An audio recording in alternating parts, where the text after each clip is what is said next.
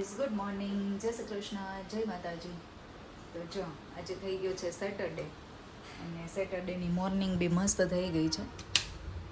મારી કાલ જે કેકનો ઓર્ડર આવતો હતો ને રાતે, એ મેં આજે અત્યારમાં કેક બનાવી દીધી છે. 11:15 થયા છે અને એ લોકોને 11 વાગે જોતી હતી. મેં કીધું થોડીક વાર રહીને આવો, તો જો મસ્ત કેક બની ગઈ છે પાઇનેપલ ફ્લેવરની.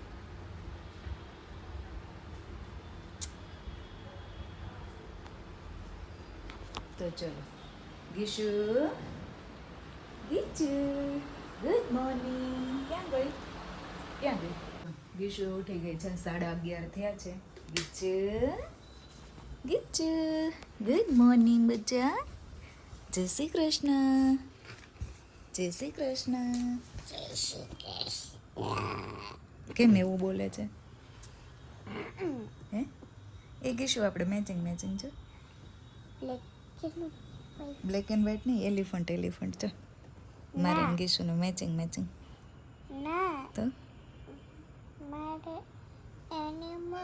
તારે એનિમલ્સ ઘણા બધા છે, મારે ખાલી એલિફન્ટ છે અને થોડીક ડિઝાઇન છે બીજી.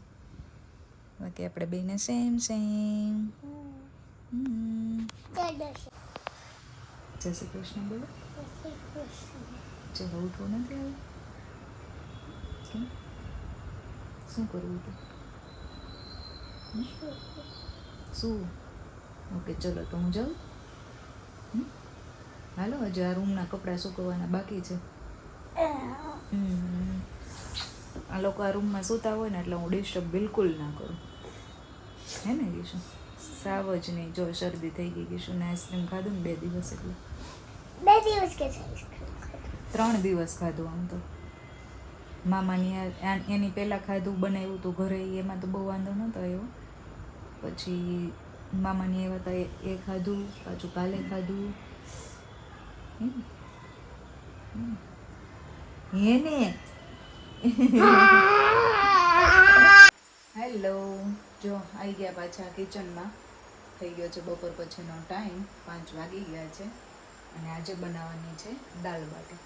અમારે થોડાક દિવસ થાય ને એટલે દાલ બાટી. ને એમાં આજે છે ને ભાઈ જમવા આવવાનો છે, તો એને બહુ જ ભાવે મારા હાથની દાલ બાટી. એટલે મારા હાથની નહીં, દાલ બાટી બહુ ભાવે. વિશ્વા દીદી ક્યાં આવવાની? વિશ્વા દીદી એના મામા ઘરે નથી ગઈ. એટલે જો અહીંયા દાળ મેં પલાળી દીધી હતી બપોરે, ગેસ બચાવવા માટે મેં દાળ બપોરે બધી પલાળી દીધી હતી. પંચરત્ન દાળ છે. આગળ મેં દાલ બાટીનો વિડીયો આપેલો છે, તો એમાં જોઈ લેજો, ચેક કરી લેજો. અહીંયા લોટ બાંધી દીધો છે. ગીશુ અહીંયા શું કરે છે? મસ્તી. અને અહીંયા જો આ બધું શાક, ટામેટાં બગડવા માંડ્યા. જો મરચું, ટામેટું, લસણ અને ડુંગળી એટલું કાપવાનું છે. તો ચલો બનાવી દઈએ, પછી જમી લઈએ, પછી નીચે જઈએ, આવીને પાછા બધાને જમવા દઈ દઈએ, પાછા સૂઈ જઈએ. રેગ્યુલર એક જ શેડ્યુલ. હાઉસવાઈફને છે ને એક જ શેડ્યુલ હોય બધું. બહાર નીકળવાનું હોય નહીં. અત્યારે આમ તો બહુ તાપ પડે છે, 43 ડિગ્રી ગાઈસ, 43-44 ડિગ્રી તાપ છે. તો આમાં ક્યાં જવું જઈને? એટલે ઘરમાં જો રૂટીન આવું ચાલ્યા કરે બસ, બીજું તો શું. ચલો તો બનાવી દઈએ દાલ બાટી આપણે, પછી જમી લઈએ. જો અહીંયા દાળ મસ્ત મેં વઘારી દીધી છે, થોડીક ઘાટી છે, હમણાં થોડુંક પાણી નાખવું પડશે. અને મસ્ત બની ગઈ છે. મેં ચાખી લીધી છે, ટેસ્ટમાં બહુ જ મસ્ત છે. અને હું અપમની લોઢીમાં બાટી બનાવું છું. જો તો ભાઈ આવી ગયો છે અને અહીંયા ચારેય જમવા બેસી ગયા છે, અલગ મલકની વાતો કરતાં.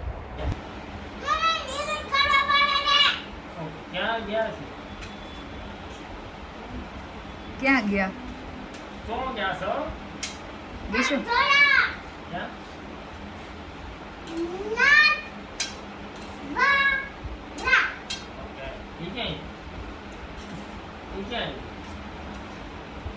અહીંયા જો પૂનમ છે ને ગીશુને ખારી કરે છે, ગુસ્સો અપાવે છે ને પેલી રાડો પાડે છે.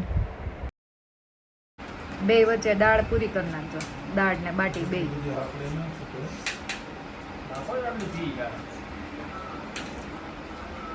દૂધ પેલા તો હું ખાઈ પીવું પીવું કરે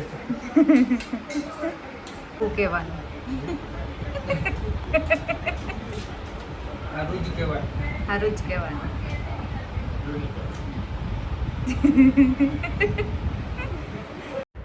હમણાં તો જો ડેઈલી રૂટીન આ લોકોને જમીન સીધું મેચ જોવા બેસી જવાનું.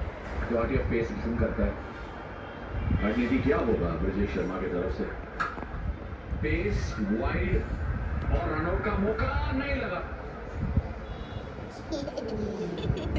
दीबू दीबू ये वाइड लाइन डालने का रणनीति है ब्रजेश शर्मा द्वारा ચલો તો અમે જોઈએ અહીંયા મેચ. તમે કરી દો ચેનલને સબસ્ક્રાઈબ.